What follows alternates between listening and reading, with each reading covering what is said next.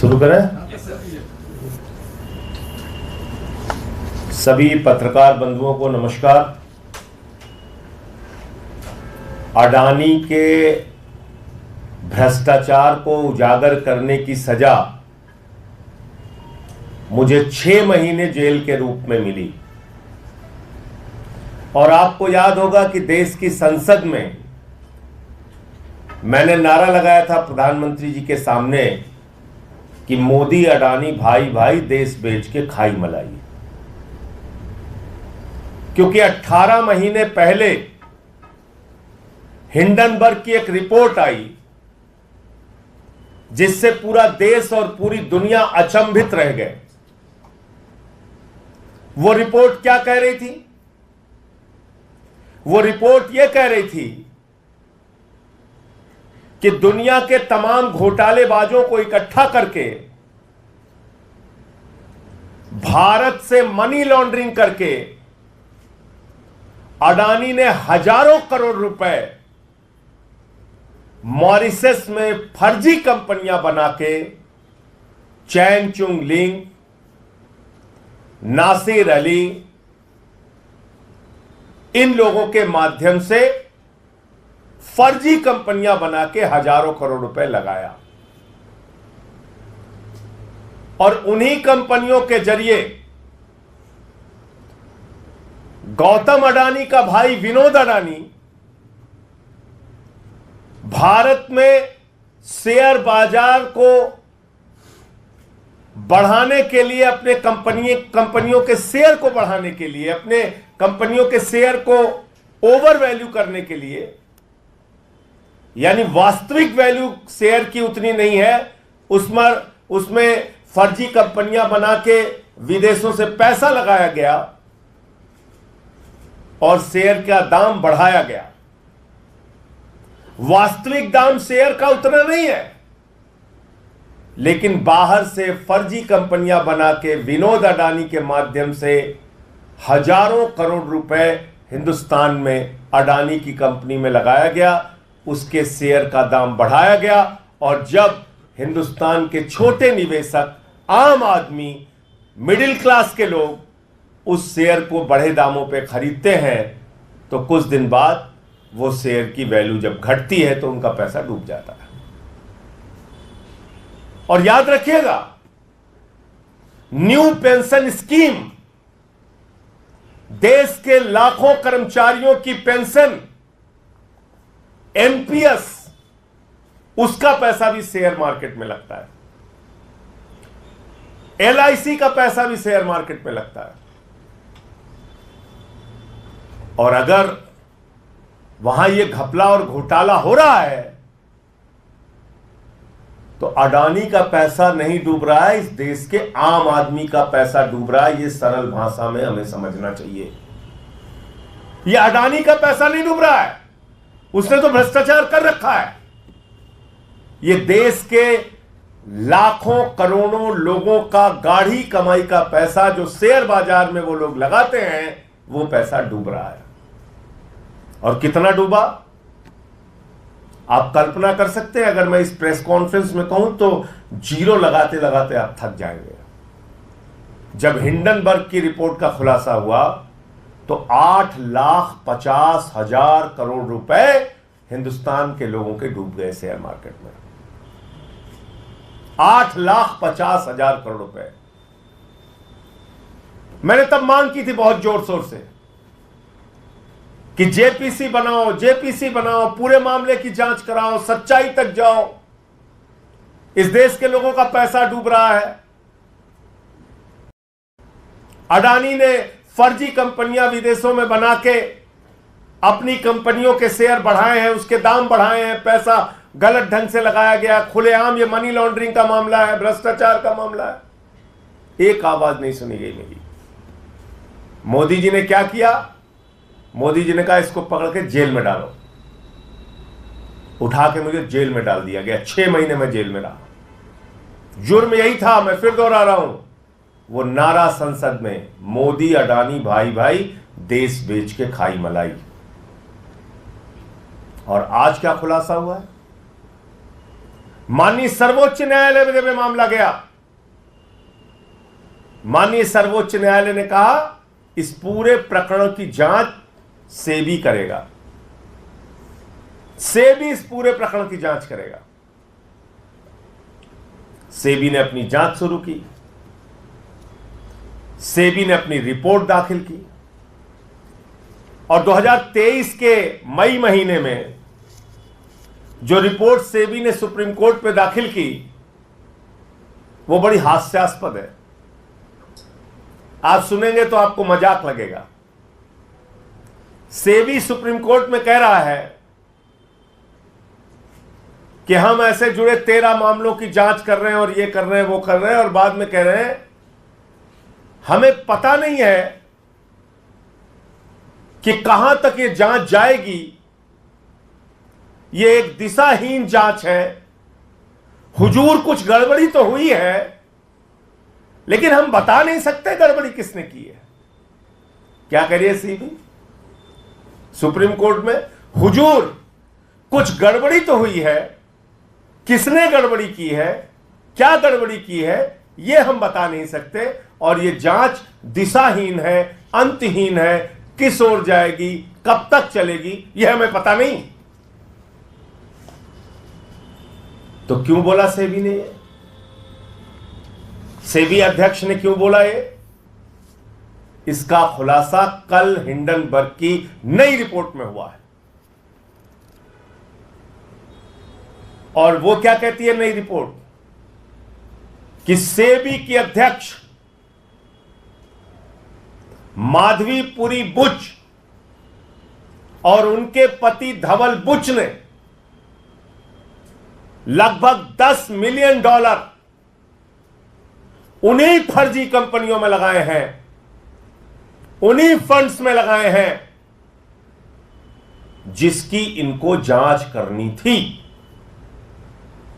यानी जिस भ्रष्टाचार के मामले की जांच सेबी अध्यक्ष को करनी थी, वहीं पर इनका पैसा लगा हुआ है, वहीं पे इनका इन्वेस्टमेंट हुआ है लगभग $10 मिलियन। और ये एक विसिल ब्लोअर के माध्यम से इस बात का खुलासा हुआ। आप मुझे बताइए, जिन कंपनियों के, जिनके भ्रष्टाचार के, जिन मामलों की जांच स्वयं सेबी को करनी थी, अगर सुप्रीम कोर्ट ने कहा कि आप जांच करेंगे इसकी, तो माधवी बुच ने क्यों नहीं बताया कि हुजूर मैं जांच नहीं कर सकती क्योंकि हमारा मामला, हमारा पैसा तो और हमारे पति का पैसा तो खुद ही इन फंड्स के ऊपर लगा हुआ है, जिसको विनोद अडानी मैनेज करता है, जिसके जरिए हिंदुस्तान के आम आदमी को लूटा जाता है, जिसके जरिए हिंदुस्तान के आम लोगों का लाखों करोड़ रुपए का उनको चूना लगाया जाता है। फिर मैं फिर दोहरा दूं, 8,50,000 करोड़ रुपए शेयर बाजार में 18 महीने पहले इस देश की जनता के डूबे थे, भूलिएगा नहीं। और तब मैंने चिल्ला चिल्ला के कहा था कि यह बहुत बड़ा भ्रष्टाचार है, जेपीसी से इसकी जांच कराओ। और तब मेरी एक नहीं सुनी गई, बल्कि उल्टा मोदी जी ने उठा के हमको जेल में भेज दिया। तो मैं भारत के प्रधानमंत्री से पूछना चाहता हूं, आप भ्रष्टाचार पे बड़ी बड़ी बातें करते हैं, भ्रष्टाचार को खत्म करने की गारंटी देते हैं, भ्रष्टाचारियों को जेल में भेजने की गारंटी देते हैं, और आपने एक तेलंगाना की सभा में कहा था अडानी कांग्रेस को टेम्पू में भर भर के रुपया पहुंचा रहा है। आप देश के प्रधानमंत्री होकर इतना बड़ा आरोप लगाते हैं, और जैसे ही आपकी शपथ ग्रहण समारोह होती है, भारत के सेना के सर्वोच्च पद पे बैठे हुए लोग पीछे बैठते हैं, अडानी आगे बैठता है।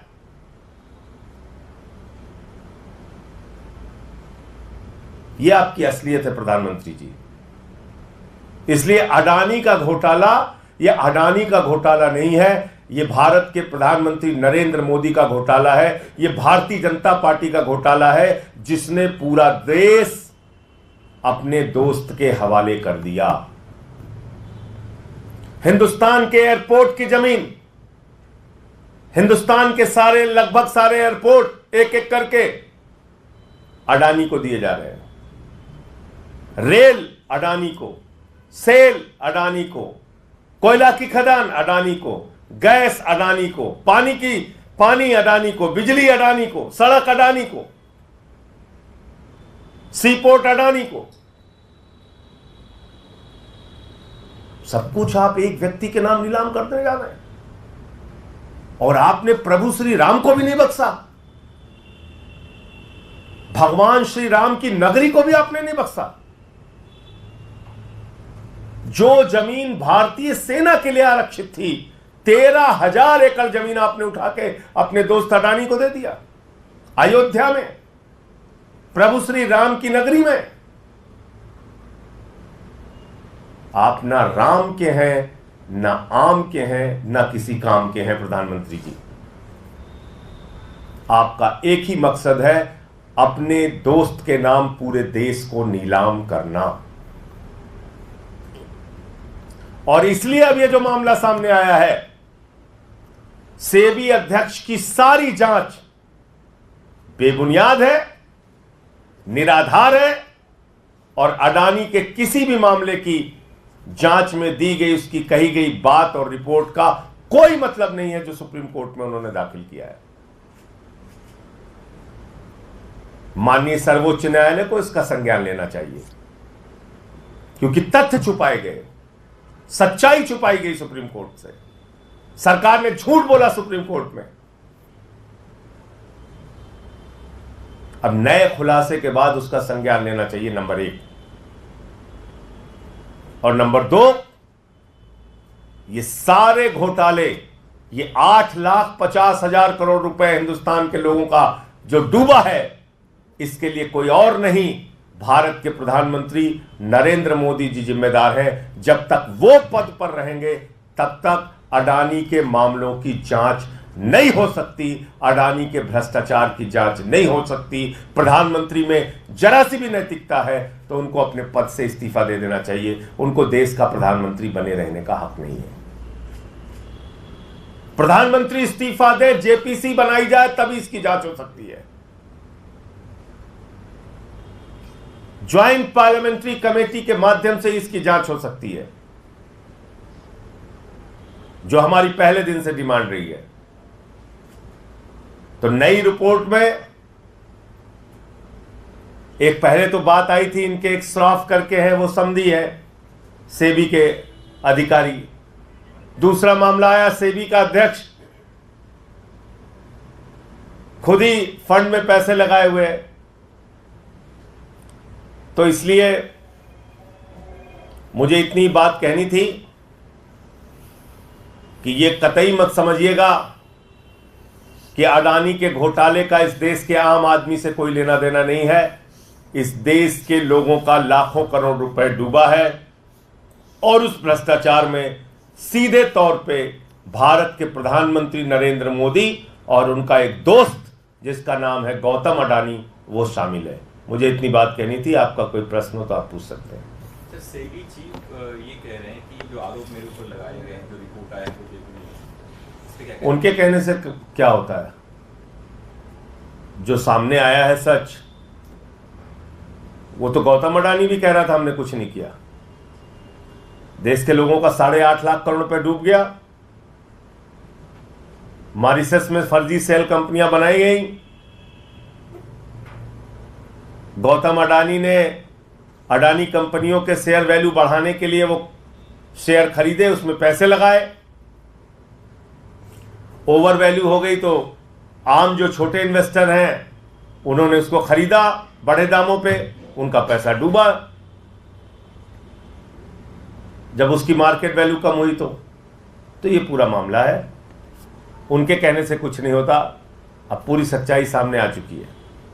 सर, एक और मामला है, उपराज्यपाल के कहने पर 3 सरकारी इंजीनियर को निलंबित कर दिया गया है। मुख्यमंत्री के आवास निर्माण से जुड़े हुए थे, इनकी अहम भूमिका थी इस पूरे मामले में। इस पर क्या कहना है सर? देखिए, ऐसा है कि उपराज्यपाल के पास 24 घंटे सिर्फ एक काम पे लगाया गया है, आम आदमी पार्टी के नेताओं को बदनाम करो आम आदमी पार्टी के खिलाफ कोई न कोई केस बनाओ, झूठी खबरें मीडिया में प्लांट करो, कभी केजरीवाल के स्वास्थ्य से जुड़ी, कभी कुछ बीमारी का मजाक उड़ाओ। इन्हीं सब कामों में उपराज्य